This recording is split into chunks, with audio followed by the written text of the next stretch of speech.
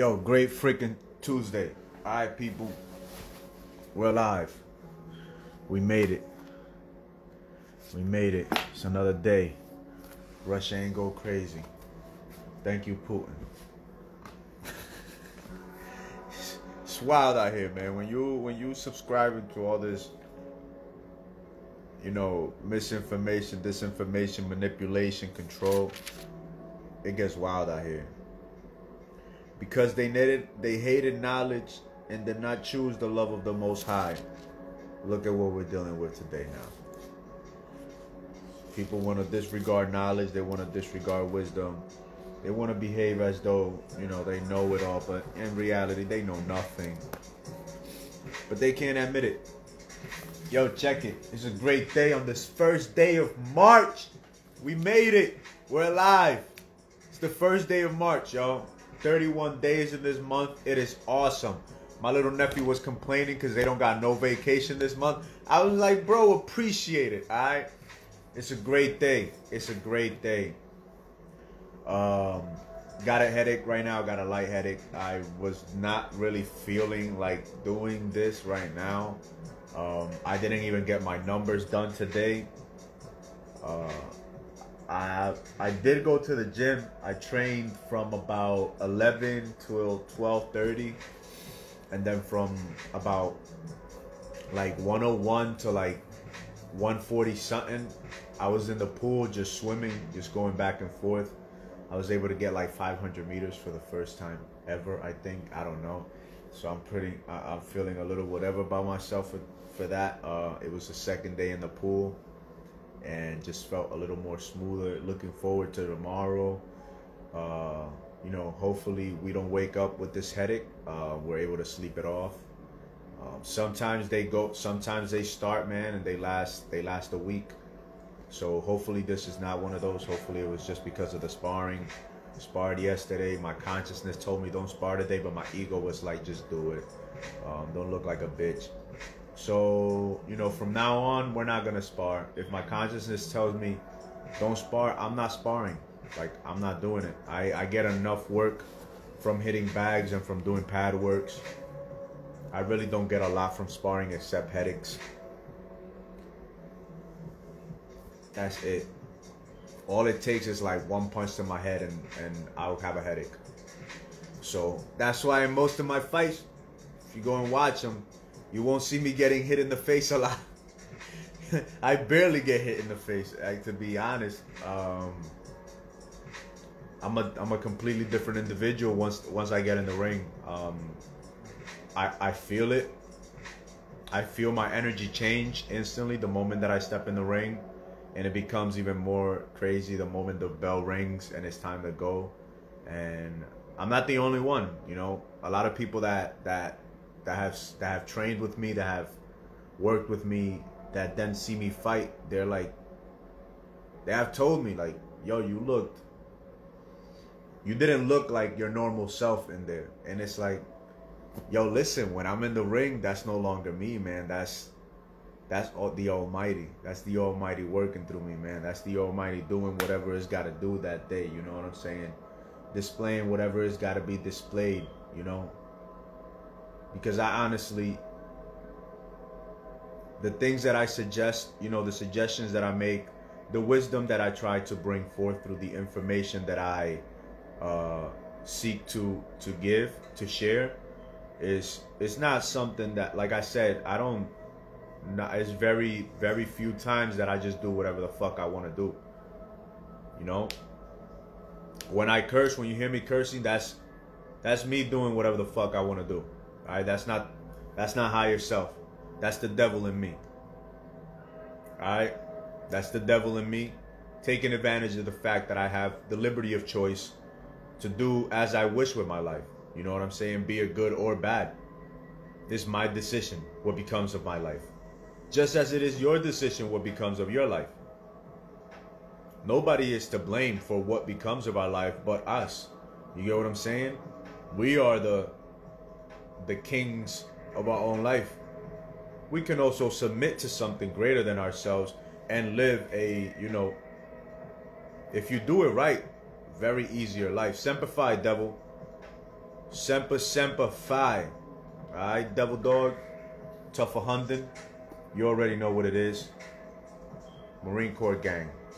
But as I said, you know, I don't often. I sometimes close my eyes and I ask, is this something that I want to do? Is this something that the Most High wants me to do, right? So in my conversations with that divine energy, divine intelligence, I often find out that I end up doing 9 times out of 10 more often what is more conducive to the whole, the betterment of the whole, than my own. So like I said, I didn't want to come on and make this video right now. I got a fucking headache. I couldn't even bang out my numbers, because if I do, my headache would be even worse, and I definitely would not be waking up tomorrow as I want to. So I was just gonna take it off, but I was like, you know what? This thing was like, the higher was like, make the fucking video. Stop being a bitch. You're not doing any exercises. All you're doing is talking. And so here we are. I wanted to go train tonight. I couldn't make it. I rode my bike to my sister's house to work with my niece and my nephew. And I did not want to do that neither. I just wanted to stay here and just do me. And I got on my bike and I rode my ass over there, you know, 2 miles, 10 minutes. And my nephew wasn't there, so I had my little niece read for like about 30 minutes. And the book that I had to read, I suggest some of y'all go check it out. I've already read it 3 times. I'm actually ordering 3 more copies, another one for myself and one for each of them. And it's called Creative Mind and Success by Ernest Holmes. It's a great book. And, you know, this child, 9 years old, about to be 10 in June, she only read a few pages and she was like, wow, Sosa, can I keep this book? And I was just like, you know, astounded. You know, the book talks a lot about consciousness and, you know, the unity with oneness. And I didn't think that she was gonna understand or comprehend a lot of what was being said in the book, but the way that I even like hearing her read. I encourage her when I hear her read. I'm like, you know, your pronunciation and so on and so forth is good, Haley.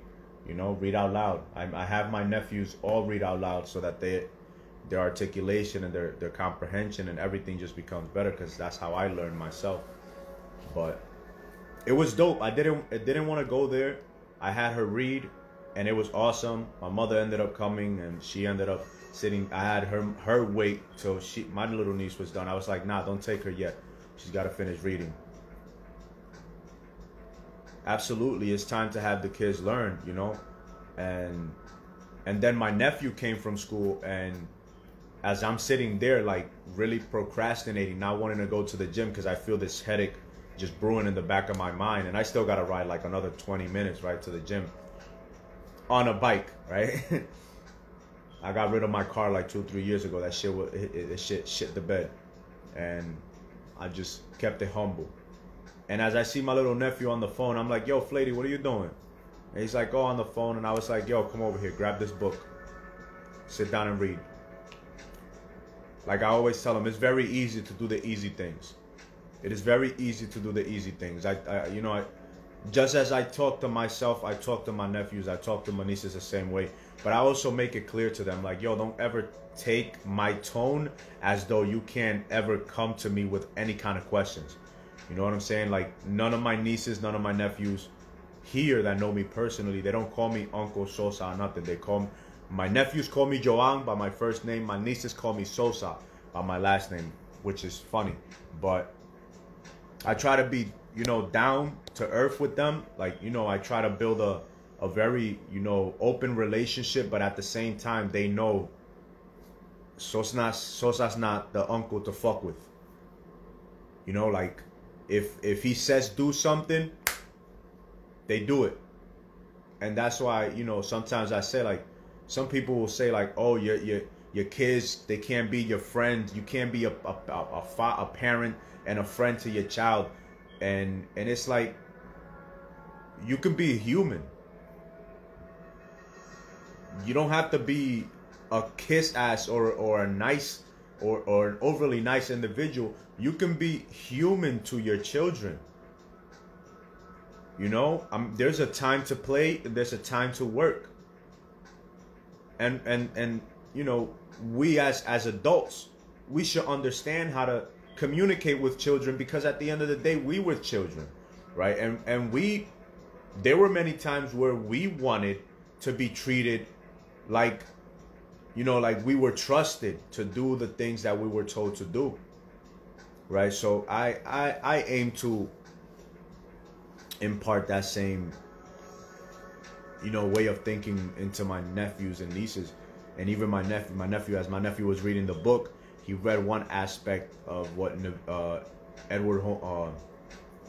Ernest Holmes was saying, and he was like basically like God, you know, God sees everything. And my nephew was like caught at all. So he was like, so wait, so God sees everything that I see, and he knows everything that I know. And I was like, yeah, dumbass, like God is you, living as you. Like, how many times do I got to repeat these things to you guys for you to understand that, like, God is not outside of you, God is within you, and you are within God. Like, God is you, God is consciousness, it is the universe, it is life. You're not separate from life, you are one with life. You know what I'm saying? So like, whatever you think of life, that is what's going to become of life to you. And you know, that's why I always harp on them to, you know, gratitude. Like, gratitude is going to determine your attitude. So make sure that you're always, in all things, even when things don't work out to your favor, always live with gratitude, so that you can always have a good attitude, so that your attitude, you know, determines a positive mindset, so that you're able to take advantage of all the skills and abilities and qualities and faculties that you do have that are good, you know what I'm saying, that you can use to your advantage whenever an opportunity presents itself for you to solve a problem. But I also tell them, like, yo, listen, I can give you the keys, but if you don't want to open the door, then the door is gonna forever remain closed. So you guys can do whatever it is that you choose to do with your life. I'm only here to teach you. Like, I'm already doing the things. I tell them all the time, you think I want to be here? I mean, I do, but I'm not gonna say that I enjoy y'all companies like that. Like, y'all ain't that fucking cool. Because a lot of the times I would just rather be in my crib, chilling the fuck out, away from everybody. Maybe sleep all day, but I can't do that. Because if I did that, then I wouldn't feel how I want to feel. I wouldn't have the things that I want to have. And I wouldn't be able to create the future for myself and for my family that I want to create. So that's why I come here a lot of the times, even when I don't feel like it. Sometimes when it's raining, when it's snowing, I'll come here and I'll talk to you guys, and I'll vibe with you guys, and I'll take you to the park, and I'll even spar you guys. Why? So that you guys can understand that it's not about doing what you want to do. It's about doing what you need to do, what you have to do. About becoming the individual that you want to become in the future now, by embodying that consciousness now. That was one thing that I was talking to my youngest nephew today about.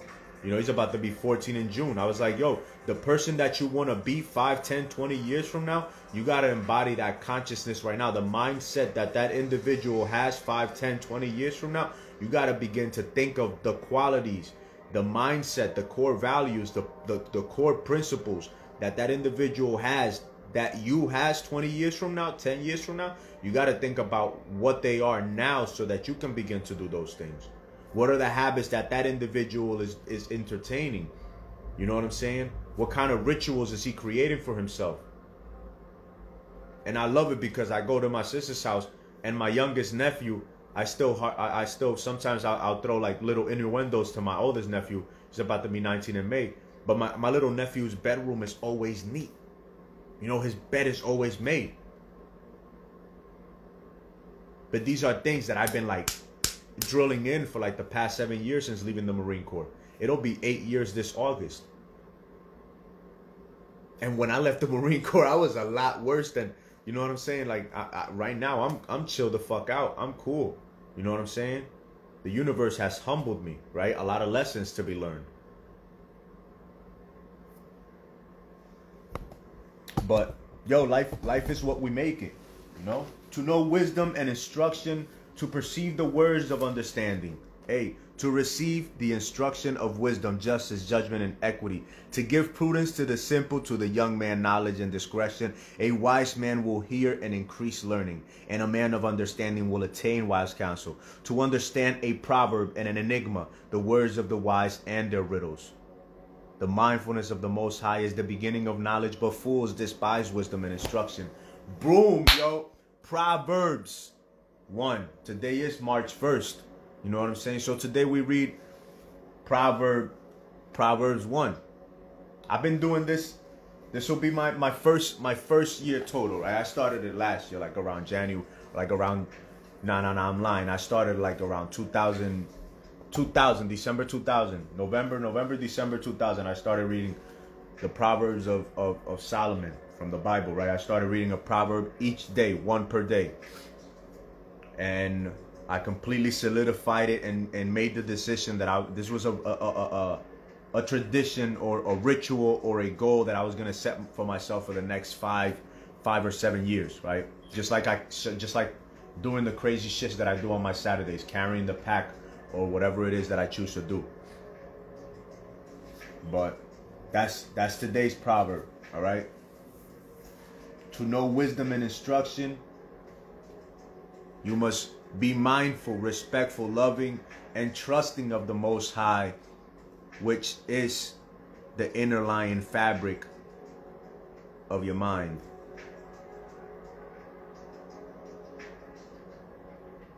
Nah, bro, I don't have any animals. I don't have any animals. I want a Doberman, but I live in an apartment. I don't know. I'm so comfortable just being alone. Like, it's too, you know? Like, I would want a Doberman if I had like a first floor apartment where I had a backyard and I could just let the dog out and I don't have to go out with it. But nah, I don't know. I'm good without that. How many have you read so far? As it relates to the Proverbs, like I said, I've been reading it for the whole year.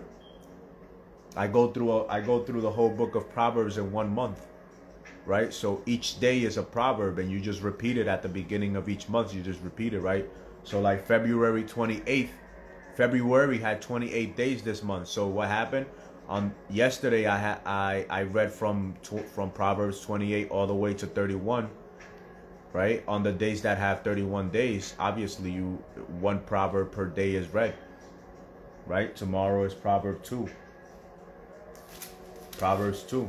This month has 31 days, so we'll go through all 31 in this month in the proper order. The next month, if it only has 30, then on that 30th day, you'll read Proverbs 30 and 31. Right? And it was written by King Solomon, you know, the wisest man that ever lived, according to this book. Now, you know, he fell from his grace towards the end of his life, but that is why it's very important for us as men to be very mindful of our thoughts, of the things that we entertain, and of the habits that we allowed other people to influence into our lives. You know, as I've read this book, I noticed that he adopted a lot of traditions that a lot of the wives that he would marry practiced, right? And as a man, you should your values, your core beliefs, your traditions should never be influenced by anyone, especially not a woman, because you are the master, you're the teacher. You are the creator of a kingdom. Kingdoms aren't created by women, they're created by men. Women create children. Men make things. I don't know. Homeboy had like 300 wives, bro. Homeboy had like 300 wives and like 500 or more concubines. But like I said, you know, but to do that, to do as he did, one must become a man as well. You know what I'm saying? We must become man. Like, we must be masters of our body, mind, and soul, of our emotions, we must have intellect. We must have something to provide the women that we choose to bring into our life, whether it be one or many. We can't be trying to have more than one wife and we can't even satisfy one. You know what I'm saying? So that's the problem with a lot of men that seek to have polygamous relationship where they have more than one wife or more than one woman in their life. They can't even satisfy themselves, and they're gonna try to seek and satisfy somebody else. You know what I'm saying? So that's what I'm saying. I feel very comfortable living alone because I'm good. You know what I'm saying? I don't have to. I have gotten to where I make sure that I do, as is encouraged to us in the Marine Corps, do the right thing, especially when nobody's watching. So I'm always checking myself. You know what I'm saying? I feel so comfortable alone, and this is something that we as men should do, is like create a lifestyle that you wouldn't mind bringing somebody else into. A lot of men, they want to bring people into their lives, and their lives is in shambles. You know what I'm saying? Their home is in disorder. Their internal system is in disorder. Their mind, their body, everything is in their spirit. Their emotions are in disorder. But as a man, we must have balance. You know what I'm saying? That's why, like, physiologically, a man doesn't mature till he's like 25, 26, right? The brain, everything fully developed. Mentally, emotionally, we don't fully mature till we're like fucking 40, bro. You know what I'm saying? A lot of like people that create industries that, you know, continue to impact life for many years, they do these things like around their 40. You know what I'm saying? 60s, we begin to create beautiful things as men, but we don't hit our like, you know, our sexual prime till like we're like 35, 36. You know what I'm saying? That's when we hit our prime. So from then on out, we can still grow. We can still sustain that prime for another 20 years if we are, you know, taking care of our bodies. You know what I'm saying? And eating the diet that is, you know, physiologically beneficial to this body, and which won't, you know, cause any health issues when you're like in your 50s and 60s, right? You said, I wish I had that many wives. That'd be a fucking headache, man. I mean, I want, you know, that's my goal. My goal is to have more than one wife. You know what I'm saying? But that's what I'm saying. Like, how deep within yourself are you willing to go to be able to deal with that? You get what I'm saying? Like, I've talked to my subconscious, i.e., you know, that higher power, God. And it's like, yo, I'm willing to go 5-10 years, if need be, without a woman, for me to become that individual that is able to manage and direct and, you know, give some use and purpose to all those women that come into my life. You know what I'm saying? So we must have a vision. It's not just about getting pussy, but what are you going to do with that? What kind of children do you want to create? As a man, the older we get and the more refined we get, the more we refine all the more we like get rid of all that is not gold. You know what I'm saying? The more we put ourselves to the fire and we melt away everything that is not gold, that is not pure, that is not right within us, the more we do that, the more right we produce something from within us. You know what I'm saying? The good book says it. The sons shall inherit the sins of the fathers. Not the daughters, the sons. You know what I'm saying? We carry the whole fucking universe, the whole world within our testicles. Within two orbs, we carry the whole of the universe, the whole of the world. We can repopulate the whole planet in a year with one man. One man can repopulate the whole planet. You get what I'm saying? So as a man, that's why it is so important. That's why sexual mastery, that's why mastery of self, having power over our own will rather than our will having power over us, is fundamental. They say you You're either your greatest friend or your worst enemy. And that is the same thing with our will. Our will can be our greatest servant or the worst master. And the same thing goes with our ego. Our ego can be a great advisor, but it can be a very Machiavellian, deceptive, it can serve a very Machiavellian and deceptive function that causes us to go against our own better self-interest, because we go towards selfish things, right? Like we look at society, right? Our women are mostly dominated by their ego. Their ego dominates their will. We as men, we're more dominated by our will, our animal desires, what we want to do. Not what we feel like doing, but what we want to do. And usually what we want to do or what we don't want to do is what fucks us up as men. You know what I'm saying? It's what keeps us from becoming what we are meant to become in life. That's what I'm learning. You get what I'm saying? Like, you could take it or leave it. If it makes sense, it makes sense. If it doesn't, hey, so be it. But if you look at our society, you know, a lot of our women, their own ego has gotten the best of them. They forget that beauty is fleeting. As the good book says, beauty is fleeting, family. You know, the gifts that Mother Nature gives, Father Time takes away. And so they waste their sexual prime from 18 to 28, you know, thinking that they can do better than what they may have now. And then they end up, you know, in their 35s and 40s, single, alone, and with nothing but a recreational use vagina. Because don't no man want to marry a 35 or 40-year-old if he has the potential and the capacity to do better. If he has been working on his mind, body, and soul, on his emotions, and on his financials, his vision, his purpose, his dreams for life, on creating a lifestyle that he doesn't want to run away from, but that he rather enjoys living in. Why? Because he hasn't done what he felt like doing. He has done what he's had to do, what he's needed to do, what is needed out of him, what is a must for his life, for him to create the life that he wants.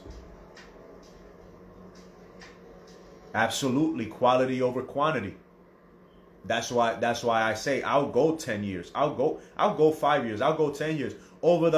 Since I started learning about semen retention and sexual mastery, and you know, the in exchange of sexual energy, and how, you know, what a man has inside is what he pours into a woman. You know what I'm saying? I don't really care so much about the woman's sexual energy, because their energy is not as strong as ours. Because at the end of the day, they choose who gets sex, but we choose who gets a relationship. So if we don't have a relationship kind of energy, and we just have a destructive energy that's just looking to get whatever is on its chest out, that's what we're going to pour into our woman. So if all we have in our mind is dirty desires and no vision, purpose, or passion for our life, then that's what we're going to fill that woman with. The anxiety, the stress, the depression, the uncertainty, the insecurity. You know what I'm saying? Everything that is wrong within us, that's what we're going to fill. That's what we're going to pour into them. And whatever we want out of them, whatever we see in them that we like, that, you know, that we want, that's what we're going to extract out of them. That's why you see some beautiful women and they just look drained in their eyes, in their face. And you're like, damn, she's beautiful, but there's something that is just like, I don't know what it is. Quality over quantity, family. Over the since 2008, since I started learning about 2017 actually, since I started learning about a lot about like, you know, sexual energy, you know, energy vampires, and, you know, just energy in general, I've spent almost a total of like 4 years abstinent. You know, granted, like in between, you know, those 4 years, I've had like, you know, a few, like 2 or 3 flings or whatever, but I spent most of it abstinent because, as you pointed out, quality over quantity. I don't care about the quantity of women that I have sex with. It's the quality of woman, because at the end of the day, I know that I'm a quality man. So if you know that you're a quality man, you know what once you know your value as a man, that's it. That's it. Once you know your quality, your value as a man, and you do the things that are required, you'll fulfill every and any woman that you're with. Obviously, learn the body of a woman. You know what I'm saying? And you don't need multiple women to do that. You just need the right one. You find the right woman, man, whether it is for one night or a year, and if you are a patient, persistent, determined, intelligent, loving, affectionate, confident within yourself, bro, there ain't nothing that you can't do. There's nothing that a woman will keep from you. I've heard of dudes that have had, you know, hundreds, and they still can't please a woman, because it's not about the quantity. It's not about how many women you have sex, but the quality of your sex. What are you pouring into them? You get what I'm saying? What is the quality of the mindset that you have when you are embracing these women? Because that's going to determine a lot. You may see her as a whore, but that's somebody's sister, daughter, mother, niece. And one day you might have a daughter, a niece.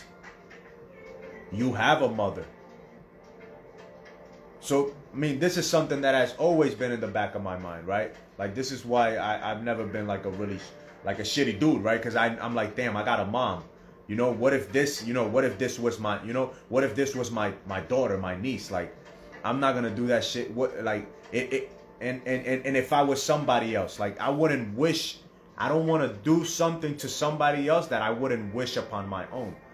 And that's something that I've always had in mind, you know, since I was very young. That is very important as a man to learn about yourself, to know thyself.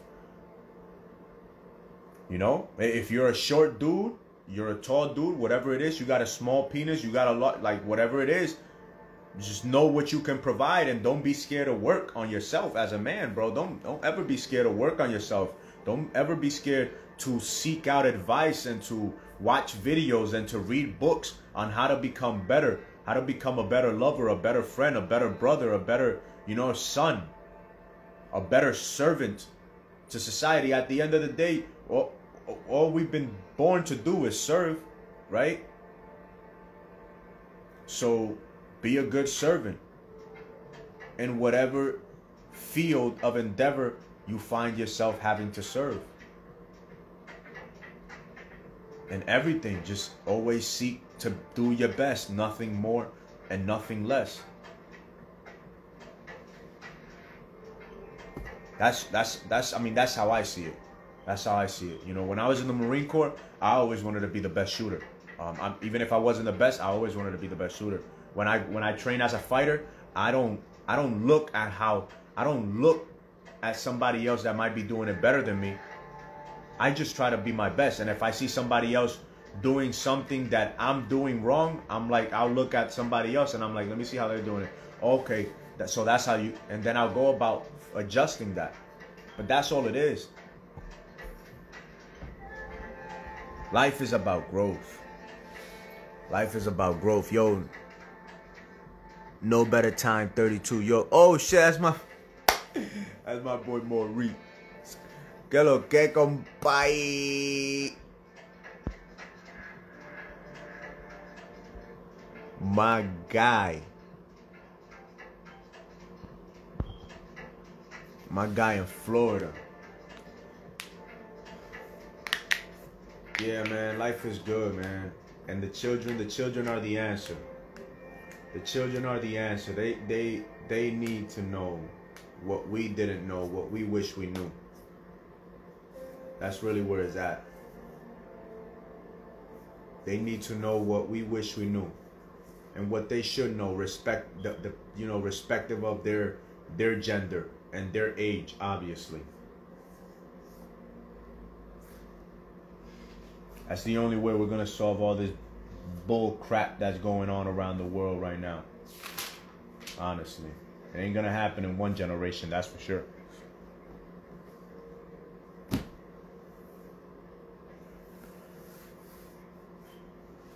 But yo, no better time, bro. I appreciate you for coming on, man. You got some more points to hit, we can expand on it, but if not, we're gonna cut it short. We could do a live, bro, one of these days, if anything, bro. You let me know. I'm looking to buy some podcast equipment and shit so I can hook it up, make this a little bit more professional. Make this a little more professional. Bring better quality audio, so on and so forth. Just, you know, that's all it, hey, as the quote behind me says, make measurable progress in reasonable time, family. Don't rush yourself. Be patient. Be patient. Do it right. Or do it as right as you possibly can. You get what I'm saying? And if it doesn't come out as good as it could, keep doing it until it does. I might need some people, you know, here in the future for some help, man, you know, and that's how it's going to be. Sometimes you're going to need help. You can't do everything by yourself neither, right? If there was nobody to potentially watch these videos, why make them, right? Just like I watch other people that have been doing it before me. That's how we learn. That's how we grow. We're here for one another. But, yo, other than that, y'all go out and live a supremely conscious life. Alright? That's all it is. Do your best. Nothing more, nothing less. With whatever you got, wherever you are. One love.